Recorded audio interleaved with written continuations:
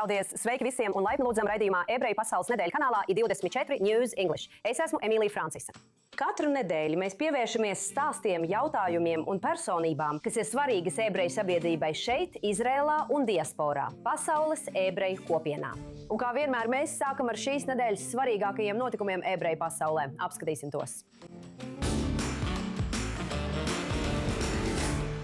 Bondai pludmales slaktiņa aizdomās turētais Navīds Akram saņēmis vēl 19 apsūdzības, kopējam apsūdzību skaitam sasniedzot 78.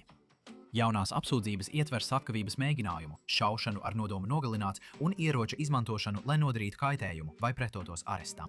Viņš jau iepriekš tika apsūdzēts slepkavībā, slepkavības mēģinājumā, terorismā, sprāgtvielu noziegumos un teroristu simbolikas demonstrēšanā pēc terora uzbrukuma, kurā pagājušā gada decembrī Hanukas svinību laikā Sidnejā, Austrālijā, tika nogalināti 15 cilvēki.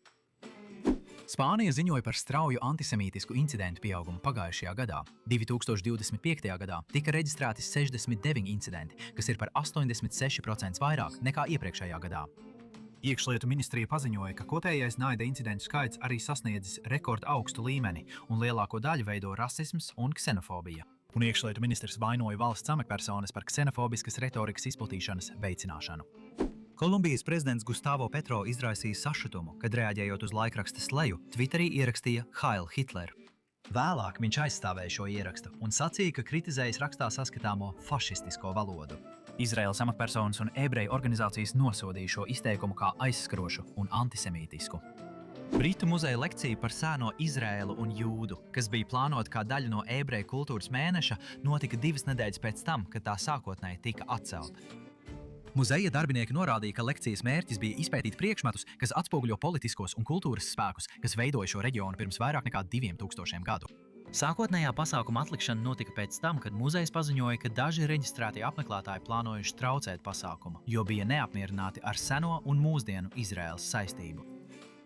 Un visbeidzot, Gvineta Peltrova negaidīti parādījās reklāmā par 51 parku luksusa dzīvojamo projektu Herzlijā, Izraēlā. Kampaņa ir daļa no 2 torņu attīstības projekta reklāmas, kas sasniegs 51 stāvu un atrodas blakus Herzlijas parkam. Peltrova, kuras tēvs ir ebrejs, saskārās ar plašu kritiku tiešsaistē. Kritiķi viņu apsūdzēja, citēju, genocīda atbalstīšanā, un viņas sociālie tīkli tika pārpludināti ar apvainojumiem. Lai gan viņa nav vienīgā Holivudas zvaigzne, kas pievērsus uzmanību Herzlijas panorāmai, jo Leonardo DiCaprio ir ieguldījis dzīvokļu kompleksā Herzlijas ostā.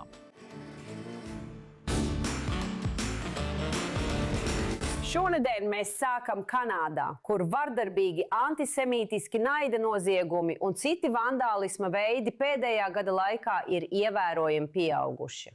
Premjerministrs Marks Karnejs atzīja, ka valsts, citēju, pievīja Kanādas ebrejus un ir izveidojis padomi, lai cīnītos pret antisemītismu. Taču ņemot vērā, ka ebreji veido tikai 1% no Kanādas iedzīvotāju skaita, līderi un aktīvisti nav īpaši cerīgi noskaņoti. Tagad no Toronto mums pievienojas Matthew Taubs, organizācijas Atklāti ebrejisks dibinātājs un izpilddirektors. Paldies, ka esat šeit un ir patīkami jūs atkal redzēt. Arī man ir prieks jūs redzēt. Paldies, ka uzaicinājāt. Jūs patiešām uzņematies vadību, aizstāvot un pastāvīgi paužot savu viedokli, neskatoties uz visu noziedzību un bailēm, kas šķiet ir kļuvušas ļoti izplatītas. Es domāju, visā pasaulē, bet īpaši arī Kanādā. Ko jūs pirmkārt domājat par visu šo vandālismu, fiziskajiem uzbrukumiem un tam līdzīgi? Un ko jūs domājat par premjerministra jauno padomi? Un vai jūsuprāt, tas ir tikai tukšs solījums? Pirmkārt, tas ir tikai tukšs solījums, bet tas ir arī aizskaroši. Ziniet, jūs skatāties uz padomi, kurā visi šie cilvēki it kā cīnās pret antisemītismu. Pirmkārt, padomē ir tikai viens ebreju pārstāvis, tā ir pirmā problēma. Un pārējie padomes locekļi, no kuriem viens no viņiem mēģināja izņemt Hamas un Hezbollah no teroristisko organizācijas saraksta. Un vēl viens padomes loceklis bija advokāts, kurš iesūdzēja Albertas Universitāti par nometnēm, kas tika izveidotas pēc 7. oktobra. Tātad tas īsti nav komiteja, kas būtu veltīta cīņai pret antisemītismu. Zini, te ir tāds joks, ka ja kāds zina, kā labāk būt antisemītam nekā viņi, tad tie ir viņi paši, jo viņi visi ir antisemīti. Pareizi. Ak, vau, kāpēc tad? Es domāju, tas ir diezgan acīm redzami, kā tu saki. Un zini, te viņš ir, premjerministrs. Tad kāpēc vispār teikt, ka viņš izveido padomi? Skaidrs, ka tas ir. Nav īpaši spēcīgi, kā tu minēji. Es teikšu, ka tas ir raksturīgi valdībai. Tā ir vēl lielāka birokrātija. Tā ir vēl viena padoma, kas sagatavos vēl vienu ziņojumu, izlasīs vēl vienu eseju, lai turpinātu darīt arvien vairāk un vairāk, atliekot problēmas risināšanu uz vēlāku laiku. Mēs zinām, kāda ir problēma, un mēs zinām, kas ir jānosauc vārdā. Vēl nedaudz pastrādāt, uzrakstīt vēl vienu rakstu, lai to noskaidrotu.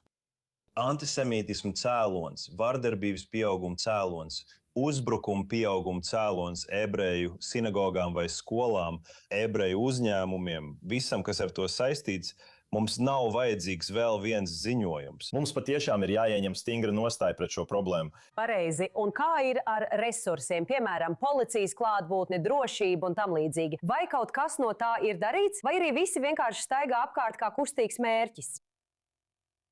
Ir kļuvis labāk. Es domāju, klausieties, ir kļuvis labāk. Mums tikko bija gājiens par Izraēlu šeit, Toronto. 60,000 ebreju un sabiedroto ieradās, lai solidarizētos ar Izraēlu. Tas bija lielisks gājiens. Šogad viss kļuva daudz labāk. Ziniet, iepriekšējos gados mums nācās iet cauri tā sauktiem naida koridoram, kur pāris simti pret Izraēlu un pret ebrejiem noskaņot protestētāji kliedza šausminošas lietas. Šogad policija bija labāka. Viņiem bija daudz labāka klātbūtne. Viņi atbīdīja protestētājus apmēram 50 metrus no vietas, kur mēs bijām. Un bija viena vieta, kur viņi tomēr tika cauri. Policija nebija gatava tam, ka tas notiks. Tiklīdz es to ieraudzīju, es devos tur, visi Habad puiši tur bija, tāpēc es apzināti uzliku tefilinu viņu priekšā. Un, zini, tu redzēji patiesību. Tas nebija tikai par Izraēlu, zini, tikai par to. Tā nebija, viņi nekliedz uz mani. Viņi visi zina, kas es esmu kā aizstāvis, tāpēc viņi sauca manu vārdu. Un tas nenāca ar apvainojumiem, piemēram, tu atbalsti genocīdu. Pēkšņi viņu vārdu bija, tu neesi īsts ebrejs. Ah, wow! Zini, maska nokrita tieši tā. Ufau. Tas vairs nebija par notikumiem Izrēlā, tas bija tieši uzbrukums manai ebrejībai. Un tur arī maska nokrita, tā ir patiesība.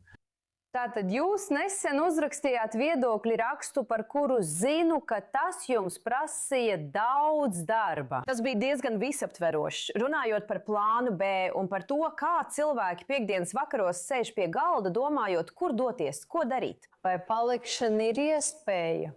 Skaidrs, ka nevienmēr cilvēki vēlas pamest savas mājas un padoties, bet mēs redzam, ka iespējams vairāk cilvēku pārceļas uz Izraēlu. Kāds jūsuprāt ir plāns B? Plāns B ir kaut kas tāds, es domāju, es rakstā par to rakstīju, kur visi runā par to, ko darīt tālāk. Un tā šī saruna notiek Kanādā un arī daudzās ASV vietās. Bet Kanādā jau pēdējos 2,5 gadus. Ziniet, kopš 7. oktobra mēs sākām sarunu par to, kur tagad doties, ko mēs darām. Un kā es rakstīju rakstā, plāns A un plāns B bija, ziniet, pamest Eiropu. Un Kanāda bija mūsu plāns A un plāns B. Tātad saruna ir par to, kur tagad doties.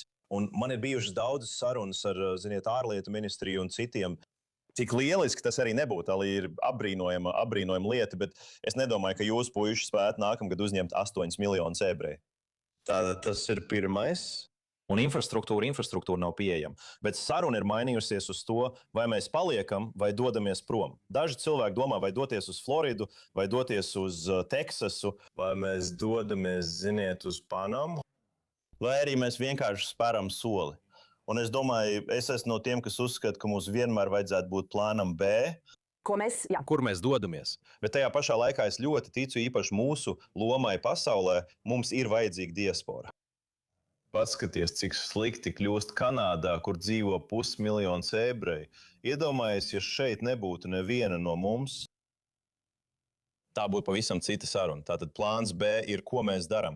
Un ir cilvēki, kur ir sakrāmējuši mantas un aizbraukuši, cilvēki ir aizgājuši, viņi pilnībā ir pametuši Kanādu, viņi ir paņēmuši savus ģimenes, savus līdzekļus. Daudzi man draugi ir pārcēlušies uz Izraēlu. Tad ir jaunākā paudze, mans paša dēls, kurš šobrīd ir Izraēlā. Tā ir viņa nākotne. Zinu, viņš uz to skatās un saka, es negribu plānu B, šis ir mans plāns A. Es absolvēju. Šī ir vieta, uz kur es dodos. Tātad viņš ar to pelnu iztiku. Tas tiešām ir diezgan daudz vieglāk, ka tev ir 22. pareizi. Tieši tā, tieši tā. Nu, Meķu, liels paldies, ka turpini aizstāvēt un esi bezbailīgs un paskaties uz sevi. Ja es būtu kāds cits, neviens ar tevi personīgi meķēpātos, izskatās, ka tu vari sevi ļoti labi aizstāvēt. Es to novērtēju. Liels paldies. Labi. Tagad mums ir vēl vairāk ziņu par cīņu pret antisemītismu. Es domāju, mēs skaidri redzam, ka pieaugošā viļņa tendence nekur nepazūd. Taču tagad delegācija no vairāk nekā 10 valstīm izvēlas savu vēstījumu tieši atvest šeit uz Izrēli, kopā ar negaidītu sabiedroto grupu. Viņi visi ir nacistu noziedznieku pēcteči. I24 News angļu valodas raidījuma vadītāja un korespondente Nikola Zedeka stāsta šo stāstu. Pēc šī svinīgā pūļa izskata jūs nekad neuzzinātu par viņa neparasto saikni. Viņi ieradās no vairāk nekā 10 valstīm, simtiem dalībnieku Izrēlā nāciju gājiena ietveros. Tēvi un vectēvi bija nacisti, bija slepkavas, un viņi nekad nav lūguši piedošanu. Mēs esam redzējuši, mēs kā pēcteči, kā bērni, kā mazbērni, kā mazmazbērni, mēs tēvs un vectēvs bija nacisti, bija slepkavas, un viņi ienīda ebrejus. Šeit, Jeruzalemē, pagātne un tagadne satiekas vienā vietā. Holokausta izdzīvojušie, bijušie Izraēlas ķīlnieki un nacistu noziedznieku pēcteči. Visi vienā telpā Izrēlā, lai ne tikai stātos pretī pagātnei, bet iespējams piedāvātu tiltu uz nākotni. Šonadēļ šis tilts stieps pāri visai Izrēlai, ar gājieniem, kas notiek vairākās pilsētās no Aškelonas līdz Haifai. Es domāju, ka vienkārši iepazīt ebreju draugus viņa kopienā vai Izrēlā, apmeklēt Izrēlu. Es zinu, ka tā ir manu vecāku vaina, bet atbildību es varu uzņemties. Un kamēr šī jaunā paudze runā par atbildību, holokausta izdzīvojušie piedāvā ceļu uz priekšu. Tu to nedarīji. Tu esi tāds cilvēka mazbērns, kurš nogalināja manu tēvu, bet tu to nedarīji. Un pats galvenais, tu pat nezināji par to, jo viņi to turēja noslēpumā. Irēna Šahāra izdzīvoja Varšavas geto kā bērns.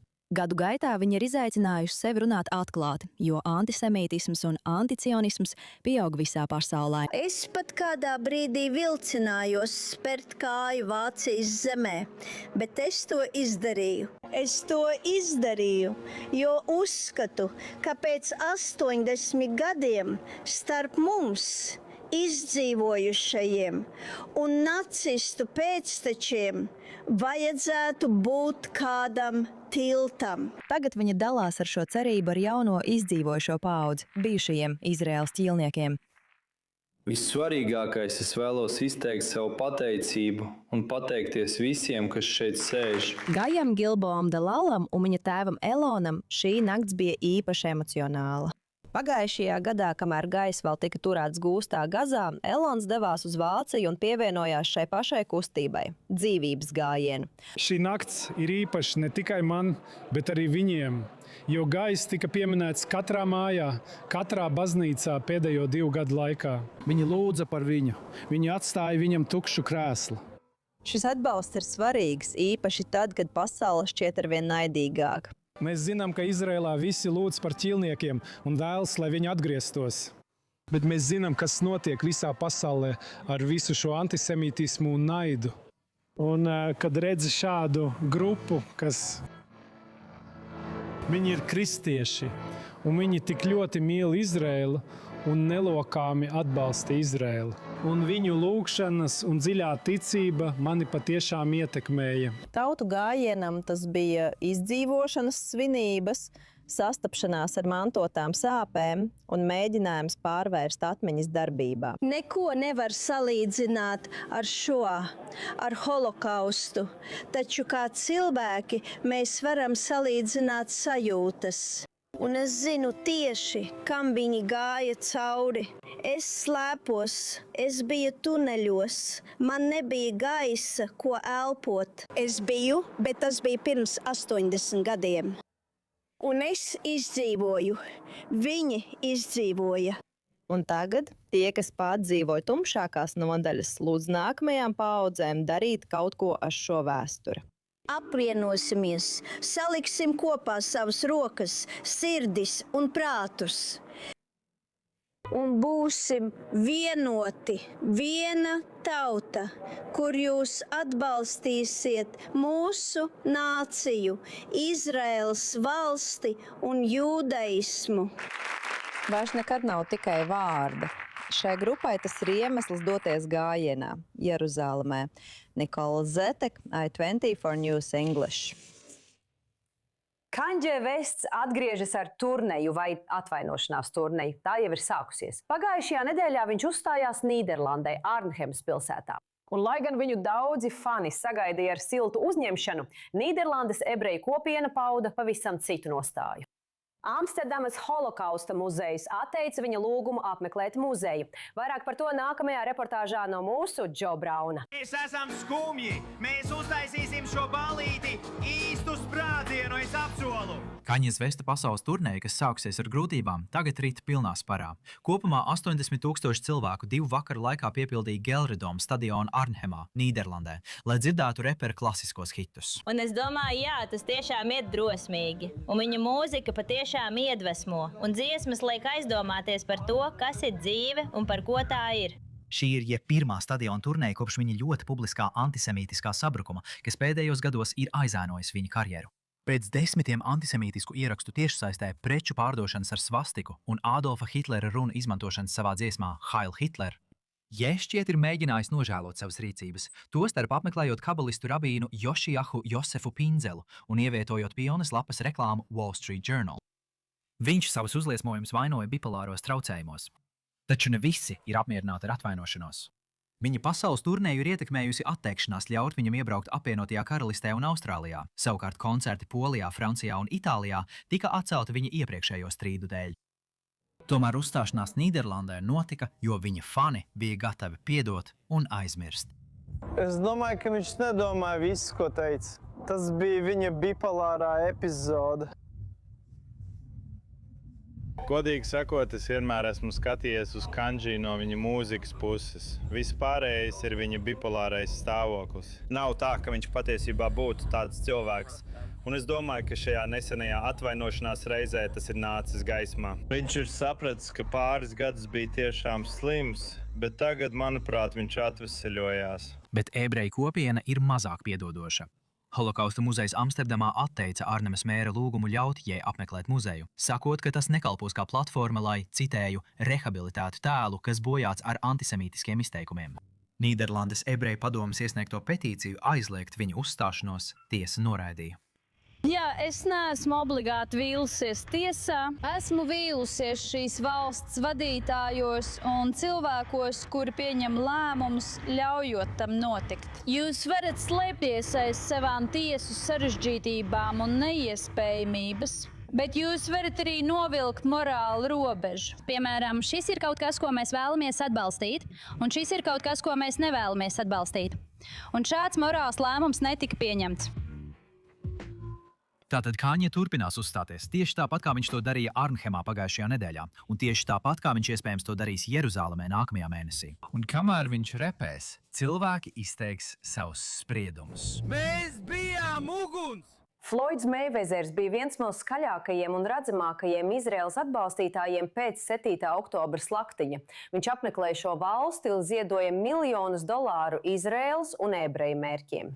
To tika saistīts ar viņa bijušā biznesa partnera Jonasa Rehica ietekmi. Taču tagad Mayweathers, slavenais bokseris, iesūdz viņa tiesā par $175 miljoniem biznesa domstarpību dēļ, kas nozīmē, ka viņa atbalsts Izrēlai nākotnē vairs nav garantēts. Lūk, vēl vairāk no I24 News English vadītājas un korespondentes Nikolas Zedekas.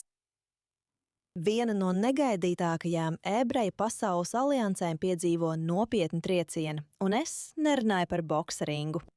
Floyds Mayweathers, boksa leģenda un Izraēlas sabiedrotais, tagad iesūdz tiesā tieši to cilvēku, par kuru daudzi saka, ka viņš vispār ieviesa viņu ebreju pasaulē – savu bijušo draugu un menedžeri Jonu Rehicu. Jā, Mayweathers iesūdz Rehicu par $175 miljoniem, apsūdzot savu bijušo menedžeri krāpšanā tiesas prāvā, kas saistīta ar lidmašīnām, rotas lietām un privātu finansējumu. Viena no patiešām interesantajām šīs tiesas prāvas daļām ir tieši rotas lietas. Mayweathers apsūdz vai apgalvo, ka Rehniks izmantojas apmēram $100 miljonu vērtas viņa rotas lietas kā nodrošinājumu $13 miljonu aizdevumam, Mayweatheram to nezinot.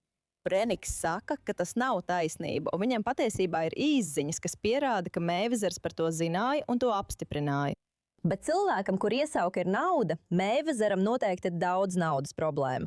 Šīs nav vienīgās finansiālās grūtības, ar kurām Meivezers šobrīd saskars. Patiesībā viņš ir iesniedzis arī $340 miljonu prasību pret Showtime un savu bijušo menedžeri Alu Heimanu, apsūdzot viņus citā krāpšanas schēmā. Un ASV ieņēmumu dienests iesniedza prasību par $7,3 miljonu nodokļu parādu pret Meivezeru par nesamaksātiem nodokļiem 2018 un 2023. gadā. Tagad liels jautājums izrēliešiem un ebrejiem diasporā ir, kā šīs finanšu problēmas varētu ietekmēt viņa attiecības ar Izrēlu.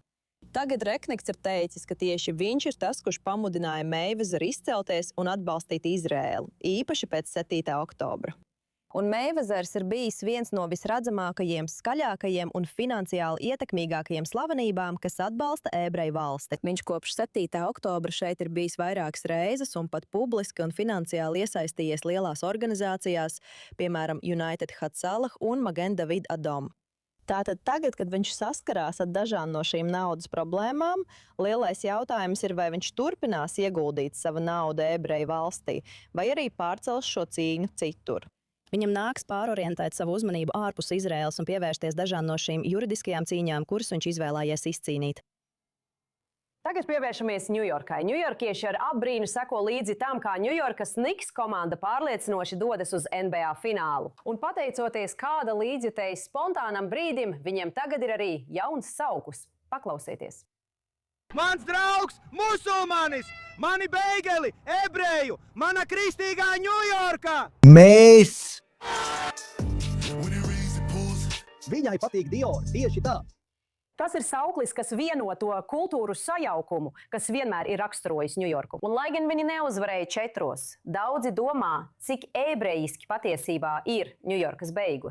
Šeit ir īsts pārskats par beigu vēsturi ebreju amerikāņu vidū no Jonatana Sarnas, Brandeisas Universitātes ebreju amerikāņu vēstures profesora.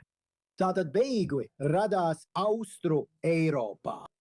Un iemesls, kāpēc tie bija apaļi, kas tos atšķīra no maizes, ir tas, ka cilvēki, īpaši ebreji, mēdza izvērt tiem cauri auklu un soļot pa ielām. Un, protams, tā kā tie bija apaļi, to bija viegli izdarīt. Tos ir daudz vieglāk pārvadāt nekā maizi. Austrum Eiropas ebreji atnesa šo uz Ameriku. Sākotnēji beigeli patiesībā vairāk līdzinājās kliņģeriem. Tie bija mazi, vairāk atgādināja uzkodu cepumus, nevis sātīgu ēdienu. Bet ar laiku Amerikā viss kaut kā tika pārspīlēts. Viss kļūst lielāks. Un arī beigli piedzīvoja šo attīstību. Tam droši vien ir kāds sakars ar tehnoloģijām. Un 20. gadsimtā, īpaši starpkaru gados, mēs redzam, ka beigli vispirms kļūst populāri Ņujorkā un pēc tam arī citur. Tagad tie dažādās vietās ir atšķirīgi. Monreālas beigli tiek gatavoti nedaudz citādāk nekā Ņujorkas beigli. Tāpēc ņujorkieši ir ļoti lepni par saviem beigliem. Ņujorkā bija viena arotbiedrība, kurā pārsvarā bija ebreji, nedaudz komunistiska, kas agrāk gatavoja šos beigli. Un tāpat kā daudzi etniskie ēdieni, tas cilvēku prātos kļuva saistīts ar ebreju kopienu. Un kad tam tika pievienots krēmsiers, kas arī ir 20. gadsimta izgudrojums no ebreju uzņēmuma. Un tad sālīts lasis, kas arī bija iecienīta ebreju vidū. Tātad jums bija vesela maltīte, beigli, sālīts lasis un krēmsiers. Un ebreji iedomājās, ka tas viss ir ar senām saknēm. It kā jau kopš Sinai kalna laikiem. Bet patiesībā tas nav zināms pat Austrum Eiropā. Beigli, sālīts lasis un krēmsiers ir zināmi Amerikā. Un tikai 1960. gados, kad Lenderu ģimene izdomā, kā izplatīt beigli visā valstī, sasaldēt tos, automatizēt ražošanu un tā tālāk, daudzi citi amerikāņi uzzina par beigliem. Bet līdz tam tie pārsvarā bija sastopami kopienās ar lielu ebreju skaitu, galvenokārt Ņujorkā. Tāpēc noteikti ir loģiski izmantot šo saukli. Kas sasaista? Etnisko ēdienu, ar kuru Ņujorkas ebreju kopiena lepojas, ar citiem elementiem, kas atšķir Ņujorku no citām vietām, tostarp ar niks. Nu, tas arī viss šīs nedēļas raidījumam Ebreju pasaules nedēļa. Liels paldies, ka skatījāties! Protams, jūs varat doties uz i24 News angļu valodas YouTube kanālu, mūsu mājaslapu, kā arī mūsu sociālo mediju platformām, lai noskatītos šo un iepriekšējās sērijas. Es esmu Emīlija Francisa. Šalom no Telavīvas un lai jums lieliska nedēļa!